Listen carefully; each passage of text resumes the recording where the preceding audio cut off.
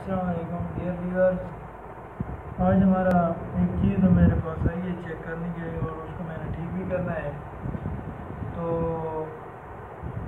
ये इसको मदानी कहते हैं, ये लस्सी बनाने के लिए इस्तेमाल होती है।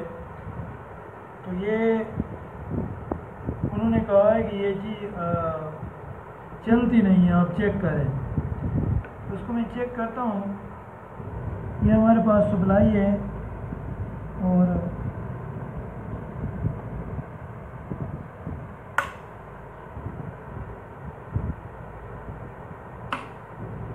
इसको डियर व्यूअर चेक करते हैं कि क्या मसला है। तो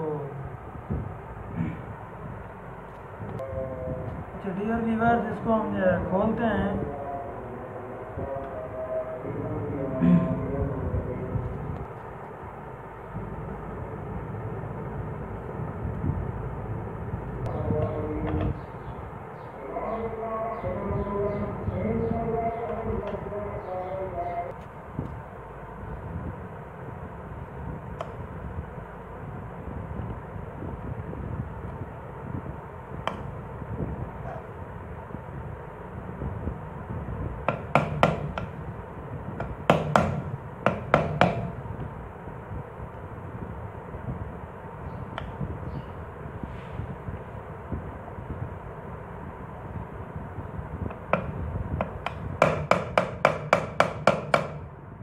दोस्तों, इसके बेरिंग का मसला है, ये बेरिंग जाम हो गया है नीचे वाला, इसको हमने चेंज करना है।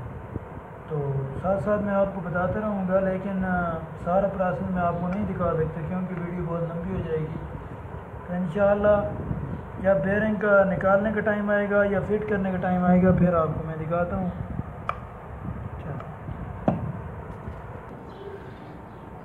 दोस्तों, हम इसके अभी देखते हैं इसका बुशे लगा हुआ है या इसका बेरिंग लगा हुआ है। तो ये जाम है, इसको हम दोबारा देखते हैं, कनेक्शन भी करके देखते हैं।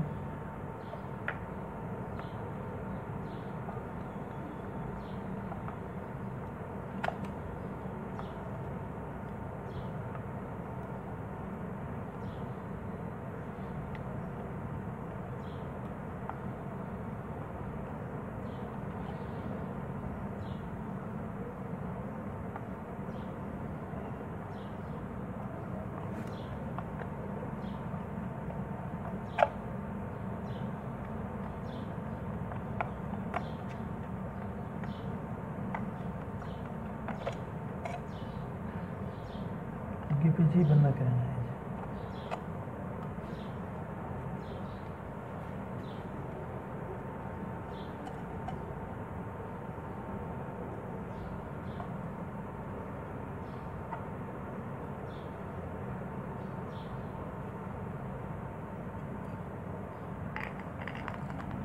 दिखा रहे ये दोस्तों, मैंने नट इसकी खोल दिए हैं। अब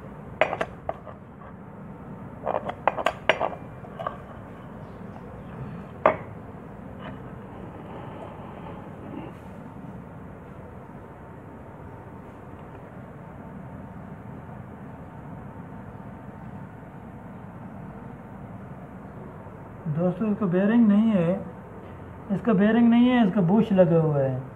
तो बुश को देखते हैं, अगर इसमें कोई ये खुला ना हो गया हो या ख़राब ना हो गया हो तो उसको चेंज करना पड़ेगा। अगर ये घिस जाता है या खुल जाता है तो उसको चेंज करना पड़ता है। अदरवाइज़ अगर इसमें थोड़ी बहुत मेल वगैरह है तो उसको हम ग्रीस या ऑयल वगैरह जो है, ये सरसों वाला ऑयल, ये भी आप इस्तेमाल कर सकते हैं। तो इसकी वजह से भी ये अपना रवां हो जाएगा। चेक मैं करता हूँ।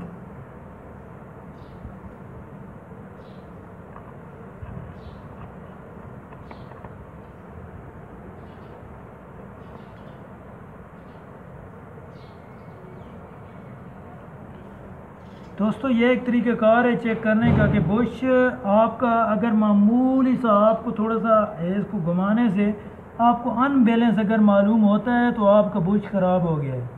अगर अनबैलेंस मालूम नहीं होता तो इसका मतलब है इसका थोड़े से आप ग्रीस वगैरह कर दें या कोई ऑयल वगैरह डाल दें तो ये रवां हो जाएगा। तो मेरे ख्याल से तो अभी इसका ठीक है बुश। तो इसका थोड़ा सा ऑयल वगैरह लगा के चेक करते हैं।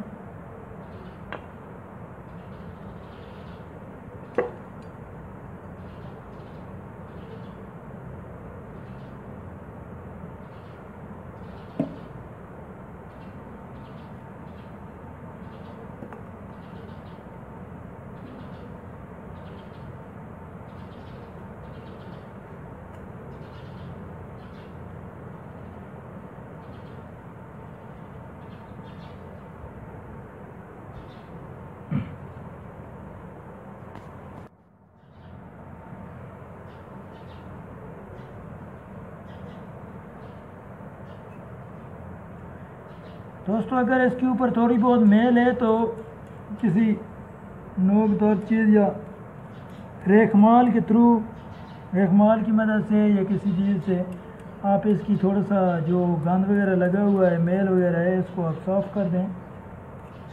तो मेरे पास गंदी टूटी हुई कैंची है, मैं इसके साथ थोड़ा सा साफ़ कर देता हूँ। लेकिन इस तरह भी नहीं करना है बहुत ज़ोर ज़ोर से कि इसके ऊपर कोई रेखें वगैरह आ जाएँ, वरना ये भी अनबैलेंस हो जाता है।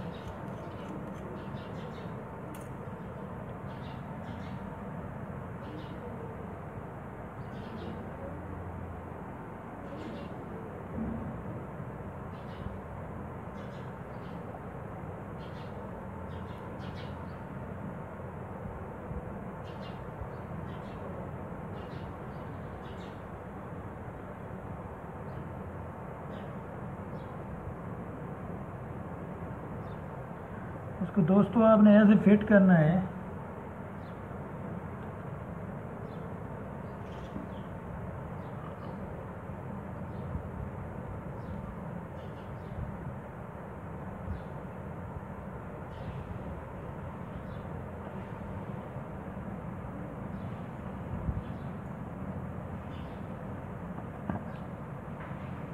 अच्छा दोस्तों एक बात इधर बताने वाली है कि जब भी आप नट खोलें तो इसका एक निशान लगा लें।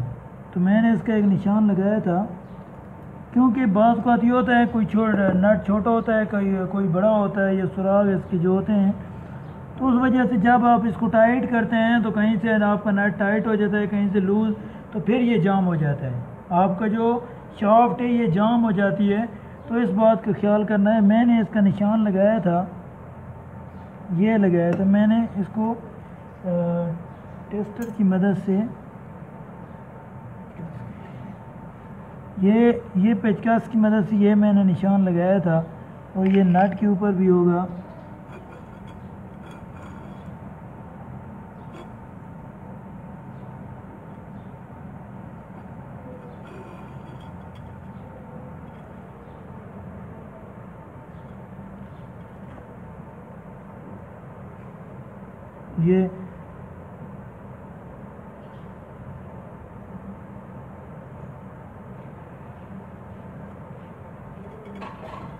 ये दोस्तों अगर आपको नज़र आ रहा हो तो ये मैंने इसको एक लकीर लगाई थी ऐसे, मेरे पास और कोई चीज़ लगाने के लिए नहीं थी। तो ये नट के बिल्कुल सामने ये इसका अलग होने वाला हिस्सा, और ये चीज़ इसका ये देखें ये अलग हो गया है। तो इसका मतलब है ये जो चीज़ है ना, ये निशान इसके सामने आएगा, तो हमें इसका भी पता चल जाता है फिटिंग के बाद। इसको हम फिट कर लेते हैं।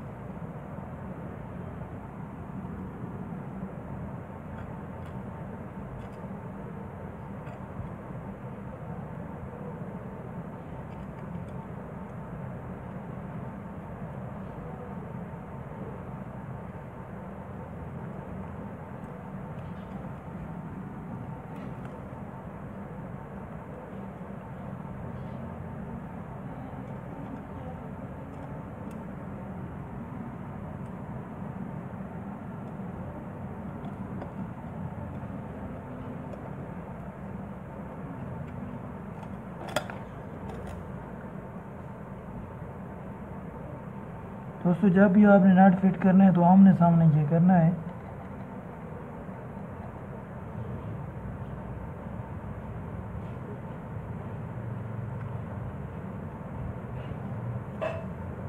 अब इसका अपोजिट जो होगा ये होगा नट। तो आप जब आमने सामने करोगे तो आपका ये बेल इसमें फिट होगा।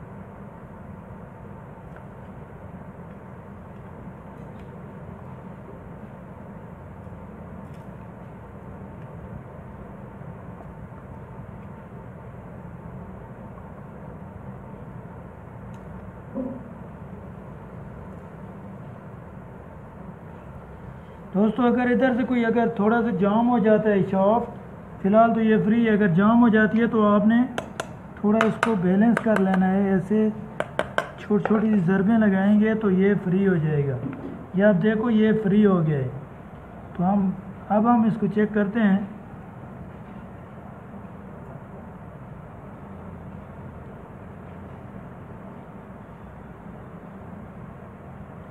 इसको जब मैंने उतारा था तो इसकी एक जिसके साथ इसकी ये तार लगी हुई थी